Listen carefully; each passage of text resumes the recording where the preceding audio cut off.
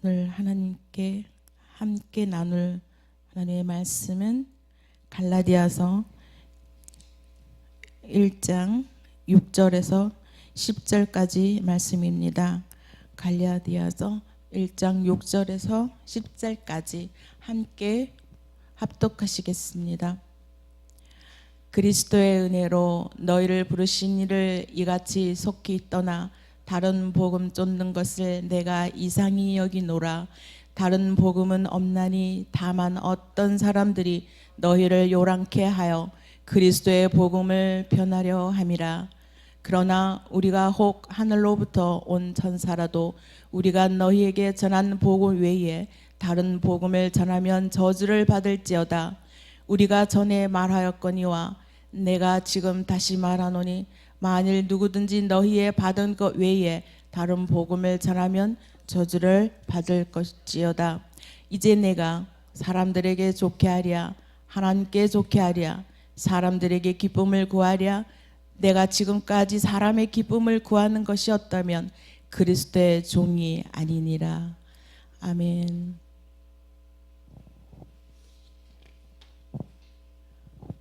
다른 복음은 없습니다. 라는 제목으로 함께 은혜를 나누고자 합니다. 오늘 아침 저는 이 강단은 평소보다는 조금 느낌이 다른 느낌입니다. 저에게 개인적으로도 감동도 좀 다릅니다.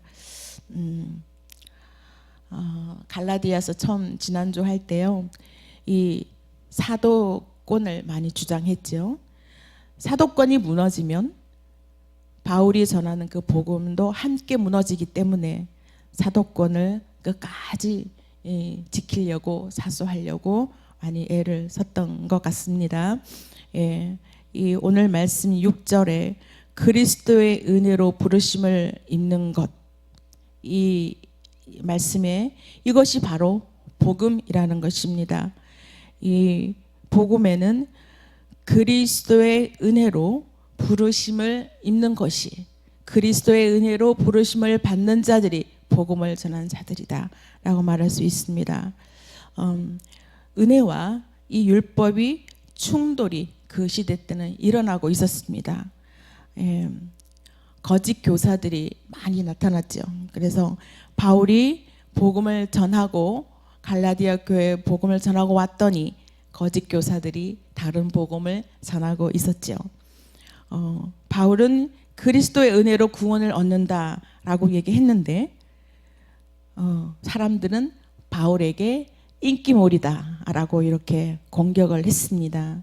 유대주의자들이 그것만으로 구원을 얻을 수 없을 것이다 라고 거짓으로 막 성도들을 교란을 시킵니다. 전통적으로 우리가 지켜온 것이 있지 않아? 할례를 받아야지. 할례를 받아야지 않겠어? 은혜로 믿음으로 구원을 받는다고? 그건 너무 쉽지 않아? 이렇게 막 교란시킵니다. 성도들이 헷갈리기 시작하죠.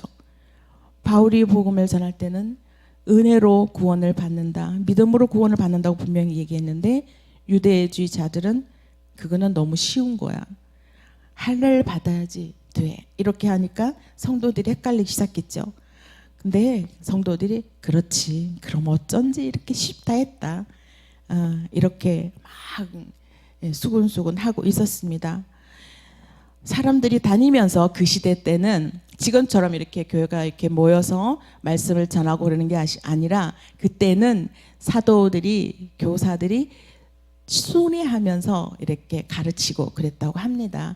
그래서 이 갈라디아 주변의 교회들을 두루두루 다니면서 사도 바울의 말씀을 전하고 있었는데 여기에 이제 갈라디아 교회 와 보니 이런 일들이 일어나고 있었습니다.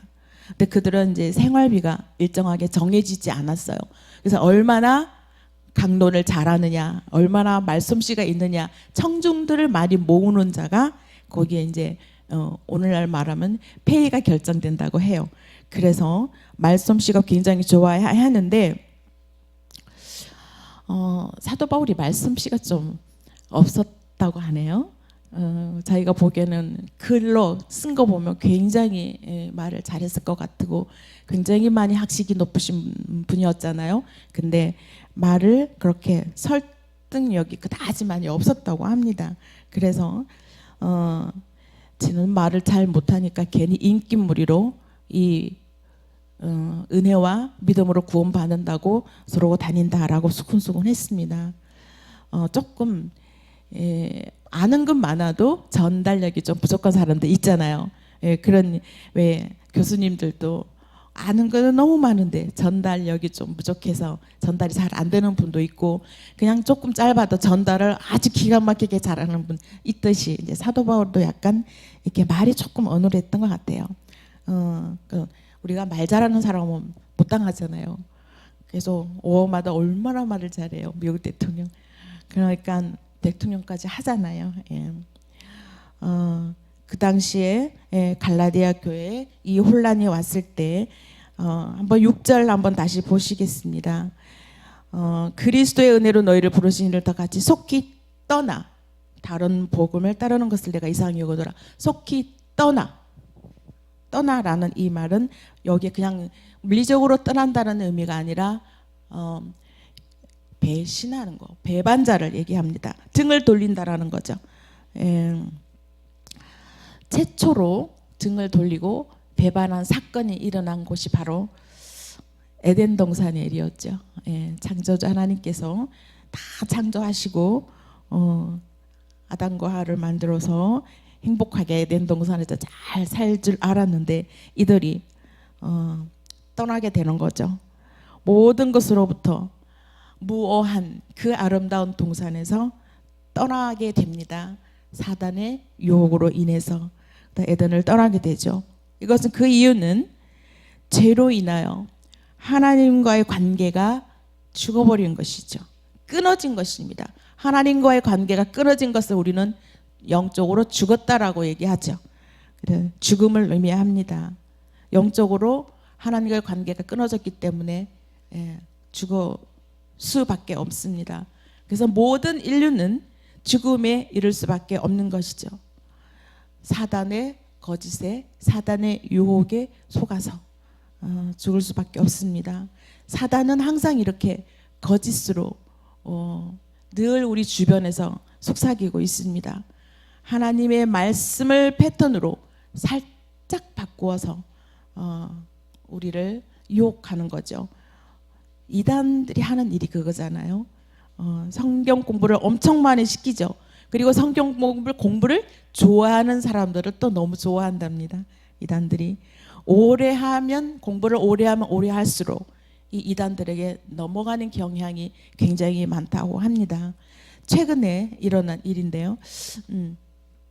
어떤 친구가 한번 이 사람들을 만나보러 오라 해가지고 만나러 갔더니 그 친구는 이미 6개월 동안 성경 공부를 마친 상태였습니다.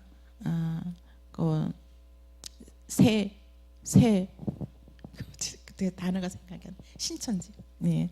6개월 동안 공부를 끝내고 나니까 페이퍼를 작성하라고 그러더래요. 그래갖고 그분이 페이퍼 작성 못하겠다. 거기 이제 개인 정보가 다 들어가잖아요.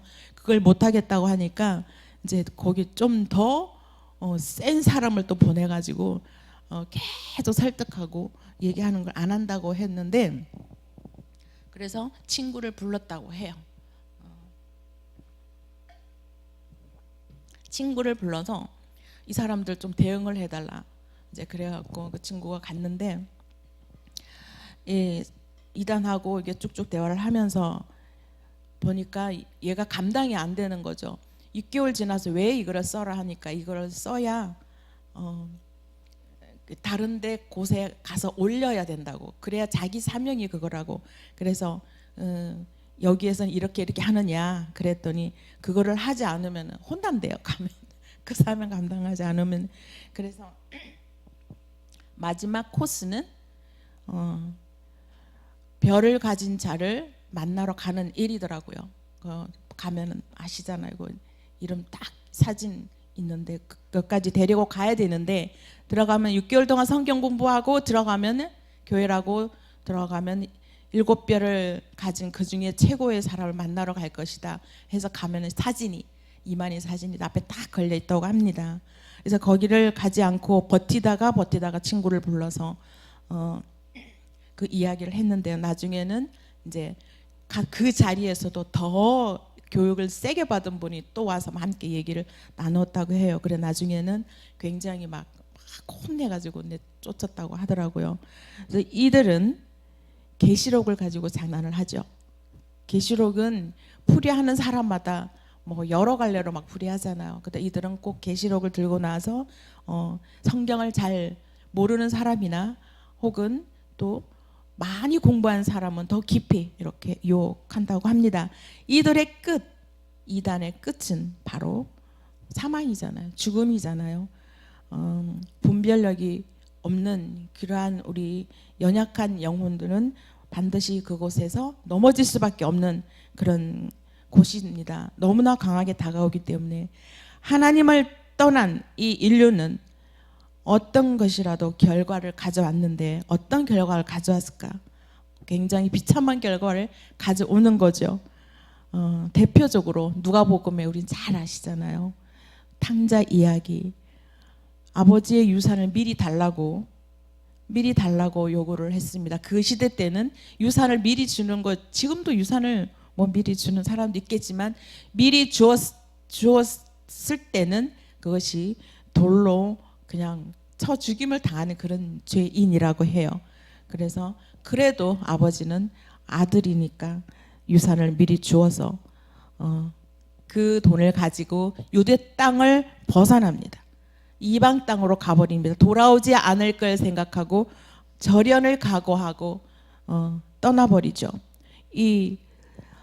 떠나면서 잘 살았나요? 굉장히 핍절하고 가난하고 고통 속에 그리고 방탕 속에 굉장히 힘든 삶을 살았죠.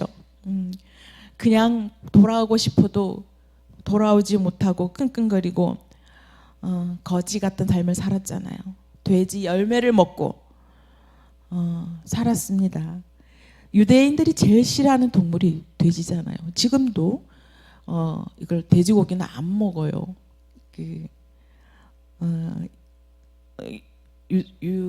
이슬람 쪽도 그러고 저는 돼지고기 안 먹어. 제가 카레라이스를 맛있게 만들어놨는데 돼지고기를 안 먹는다고 안 먹더라고요. 제가 미국에 있을 때 절대로 돼지고기는 안 먹는데 그런데 이 아버지 유산을 가지고 간 이 아들은 먹을 게 없으니까 모든 재산 그 많은 재산 다 탕진하고 돼지 열매를 먹으면서 돼지들이랑 함께 꿀꿀꿀꿀 같이 함께 지나는 삶을 살고 있었습니다. 그런데 그 산 거지가 된 그 아들을 아직도 아버지는 기다리고 있었죠. 돌에 맞아 죽을 죄인이지만 아버지는 기다리면서 아들이 드디어 아버지 품으로 내가 왜 이렇게 사나? 내 아버지가 가면 아버지가 나를 맞아줄 텐데. 그래서 돌아오는 과정에서 상거가 먼데 아버지는 뛰어가죠. 아들을 맞으러 뛰어가서 다른 사람들의 눈에 띌까 봐 아들을 화락 껴안습니다. 그 껴안은 이유도 늘 아들이 돌아올 때 동네 사람의 눈에 띌까 봐 껴안아서 아무도 손 못 대게 내 아들이야 하고 껴안고 옵니다. 왜냐하면 아들의 유산, 아버지의 유산을 가지고 떠났기 때문에 돌에 맞아 죽을 죄인이잖아요.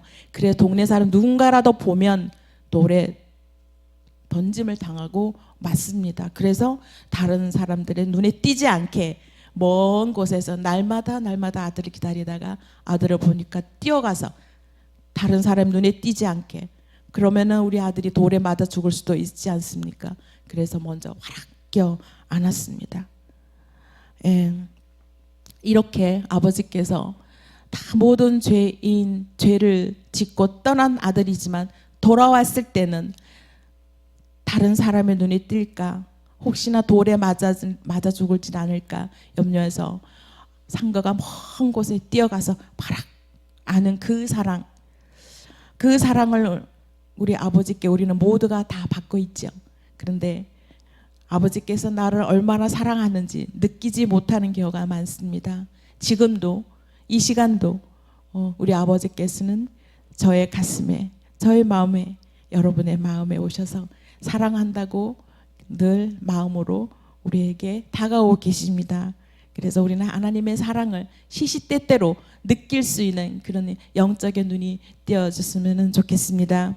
인류는 깊은 죄에서 빠져버린 하나님을 떠나는 그런 사건을 우리는 저지르지 않았으면 좋겠습니다. 깊은 죄에 빠져버리면 하나님을 떠나게 되는 거죠. 예, 하나님은 가장 죄를 싫어하십니다. 7절에 보면 다른 복음은 없나니 다만 어떤 사람들이 너희를 교란하여 쭉 다른 복음은 없다라고 했습니다. 철저하게 율법이라는 잣대에서 죄인이라는 것을 그들을 알게 했습니다. 그것이 바로 십자가 사건입니다. 택함받은 자 예수 그리스도를 통한 대속의 은혜가 필요하다라는 것을 알게 하는 것입니다. 율법은 그것을 깨닫게 하는 것입니다. 예, 그래서 오늘날 강단에서 모두가 죄인이다, 회개하라, 천국이 가까웠다, 죄인이라고 계속 회개하라고 선포를 하면 굉장히 듣기 싫어한다고 합니다. 예, 우리는 죄인이기 때문에 회개하라는 말을 날마다 예배 시간에 들어도 모자라는데 그 얘기를 듣기 싫어하고 우리가 살아가는데 힘이 되는 이야기, 예, 그런 것들을 아무래도 좋아하기 때문에 죄인이라는 얘기를 듣기 거부하기 때문에 우리는 재밌는 이야기, 좋은 강의 이런 것들을 강단에서 많이 선포되는 것을 볼 수가 있습니다. 우리가 믿음이 좋다, 저 사람 믿음이 참 좋아, 신앙이 너무 좋아, 이렇게 얘기하는 부분들이 많이 있습니다. 서로를 성도 간에 저 사람 너무 믿음이 좋아 이렇게 얘기합니다. 그런데 그렇게 얘기하는 판단의 근거가 뭘까요? 어떤 면을 보고 그것을 얘기할까요? 주일 예배 잘 나와서, 그리고 새벽 예배 잘 나와서, 11조 잘 드려서, 교회 안에 봉사를 잘해서, 그래서 믿음이 좋다고 우리가 판단할까요? 성경이 말하는 신앙이 좋다라는 것은 십자가를 어떻게 이해하고 있는가, 이것으로 하나님께서는 우리의 중심을 보십니다. 십자가에 달린 예수 그리스도의 십자가 그 사건을 우리가 과연 어떻게 이해하고 있는가, 그냥 하나의 이야기인가, 아니면 십자가에 달려 돌아가신 예수 그리스도가 나를 구원하는가, 그거를 어떻게 얼마만큼 이해하고 있는가 따라서 우리는 성경이 말하는 바로 신앙입니다. 십자가를 심령 천면에 통과한 사람이야지만이 그가 세상을 이해하고 인간을, 사람을 이해할 수가 있습니다. 십자가를 완전히 해야지만이 세상과 사람을 이해한답니다. 그 이해하는 폭이 다른 거죠. 정도가 다릅니다. 그래서 우리는 용서하라, 가장 하지 못하는 것 용서하는 것입니다. 내 마음속에 모든 것을 용서했다고 하나 깊은 곳에는 우리는 용서하지 못하고 찌꺼기가 남아서 끝까지 그것이 힘들 때는 올라옵니다. 그래서 용서를 7번, 70번 하라고 했는데 거꾸로서는 자꾸 말하게 되는데요. 그렇게 하라고 하지 않았겠습니다. 무조건 몇 번이라도 한없이 무한대로 용서하라라고 예수님께서 말씀하신 것 같습니다. 그만큼 쉽지 않은 것이기 때문에 나는 너보다 나아, 뭐 이런 생각을 우리 마음에는 다 없어져야 되겠죠. 이런 마음들이 바로 하나님 앞에 부름받아 나아갔을 때 이런 마음을 하나님 앞에 다 내려놓아야지 된다고 하나님은 말씀하고 계십니다. 나도 영락 없는 죄인이죠. 나는 너보다 나아. 절대로 나은 것이 없습니다. 제가 여기에 서 있다고 해서 여러분보다 나은 거 하나라도 있을까요? 더 많은 죄인이고 더 많이 부족한데 하나님 부족하기 때문에 하나님께서 들어서 쓰시는 것입니다. 더 무릎 꿇고 하나님 앞에 더 엎드리고 더 용서하고 더 회개하고 더 사랑하라고 이렇게 하나님이 쓰십니다. 남들보다 잠도 더 못 자겠지요. 그 이유는 더 부족하기 때문에 하나님께 더 엎드리라고 하나님 이렇게 세워주신 것으로 믿습니다. 아무리 똑똑하다고 해서 죄를 짓지 않나요? 똑똑한 사람들은 똑똑한 죄를 짓습니다. 예, 아무리 학식이 높고 배움이 높고 그럴지라도 그런 분들이 죄가 없나요? 그런 분들은 아주 지능적인 죄를 짓지요. 예. 메가드 장군이 우리 한국 전쟁에 큰 영향을 미친 장군이지 않습니까? 전쟁 후에 전쟁의 문제를 무슨 문제입니까? 라고 인터뷰를 했을 때 그분은 전쟁의 문제는 신학의 문제이다 라고 얘기했다고 합니다. 바로 죄의 문제라고 말하는 거죠. 전쟁은 죄의 문제이다. 한쪽이 아무리 이기고 한쪽이 지고 그렇다 할지라도 인간의 죄의 문제다. 반드시 전쟁을 하면 승리하는 팀이 있고 실패하는 팀이 있잖아요. 그 부분이 죄의 문제이다. 모든 죄의 근본이 우리 안에 있고 우리가 회개하지 않은 곳에 있죠. 근데 그런 회개를 해야 되는 부분인데 지금도 세계가 전쟁 가운데 위험을 도사리고 있지 않습니까? 너무나 죄의 가운데 있는 거죠. 하나님이 보시기에 이 세계가 온 인류가 하나님이 기뻐하지 않은 그런 죄를 어마어마하게 짓고 있지만 그것이 죄라고 여기지 않고 인간의 능력, 하나님보다 더 나아지려고 하는 그러한 능력을 서로서로 자랑을 하는 것 같습니다. 무기 자랑, 경제 자랑. 이거는 모든 것이 하나님이 허락한 것인데 그것을 죄로 내 마음에 들어왔을 때 전쟁을 일으킬 수밖에 없다라는 것이죠. 예. 내 안에 산다는 것은 그리스도의 의가 내게 들어오면 그 십자가의 소망 사건으로 인해서 내 안에서 하나님의 사랑과 회개가 일어나야 한다라는 것입니다.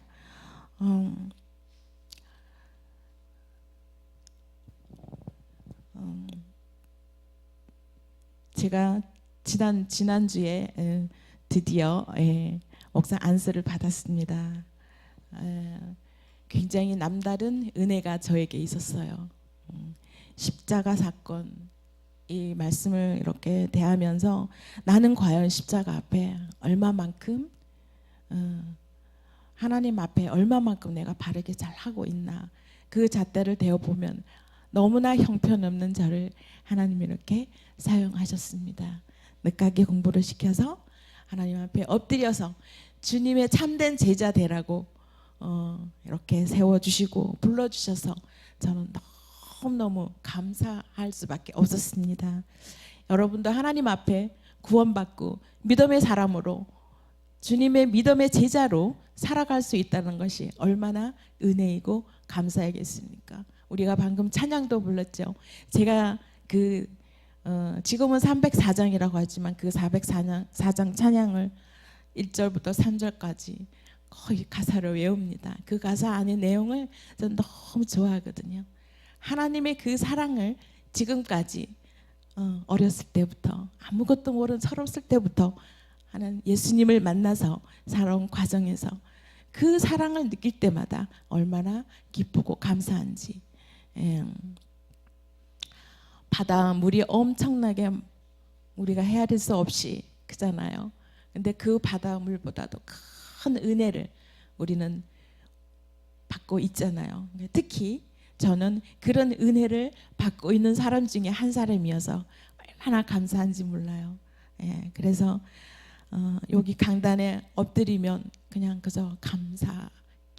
감사가 예전에는 감사가 나오는 게 아니라 하나님 왜 이래요? 하나님 앞에 막 그냥 원망 아닌 원망 이런 걸 나 하나님 많이 사랑하는데 왜 이래야 됩니까? 라고 이렇게 많이 막 했는데 지금은 그 기도가 감사로 이렇게 부족한 나도 하나님 이렇게 은혜 주셔서 크신 은혜 더 큰 은혜를 주셔서 이렇게 하나님을 사용하여 주시는 데까지 이르렀습니다. 너무나 감사하는 기도가 절로 나왔습니다. 그리고 그냥 자이든 타이든 제 마음에 우러나서 3일을 금식하고 나니까 하나님이 부어주신 그 은혜는 기쁨으로 다가오더라고요. 감사와 기쁨, 그 은혜가 저에게 얼마나 족한지, 내 은혜가 족하다. 비록 건강하지 않아도 사도 바울이 복음을 전할 때 몸이 많이 안 좋았지요. 그래서 하나님께 건강을 달라고 기도했을 때 내 은혜가 족하다라고 말씀했듯이 저도 연약하고 부족하고 건강하지 않은지라도 그냥 내 은혜가 족하다 하라는 하나님의 그 말씀이면 저는 그냥 순종하고 나아가는 마음이 되어 있습니다. 이 은혜의 감사 제가 너무 감사해서 이 감사를 나누고 싶었습니다. 짧은 시간에 다 나누기는 어렵지만 너무 제 마음에는 기쁘고 벅차오르고 설레고 목사가 되면 얼마나 힘든 길인데 그게 뭐 설레냐 그러지만 저는 감사합니다. 인생이 쉬운 길은 없잖아요. 우리가 이 땅에 살아가면서 쉽게 살아가는 것은 없지요. 그러나 어떻게 살든 다 고난과 역경은 맞이하게 되죠.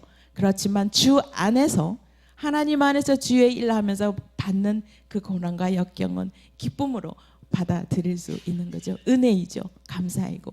그래서 저는 개인적으로 많은 감사를 더 하고 있고요. 하나님의 은혜, 아버지의 하신 일이 정말로 신묘막측하다라고 표현할 수 어제도 잠깐 말씀 나누다가 그 표현이 나왔습니다. 신묘막측한 하나님의 그 무한한 은혜, 우리에게 주시는 그 은혜를 저는 느끼고 하나님의 무한한 사랑을 받고 이렇게 자리에 오늘 섰습니다. 여러분께서도 제가 받은 그 은혜, 그 사랑, 그 기쁨 그것도 여러분 함께 나누는 그런 시간이 되었으면 좋겠습니다. 십자가 앞에서 십자가 사랑을 깨닫고 십자가 앞에서 과연 나는 어떤 사람인가 라는 다시 한번 되새기는 그런 시간이 되었으면 좋겠습니다. 기도드리겠습니다. 하나님 감사합니다. 오늘도 하나님께서 사랑하는 주님의 귀한 말씀을 대원하게 하시니 감사합니다. 다른 복음은 없습니다.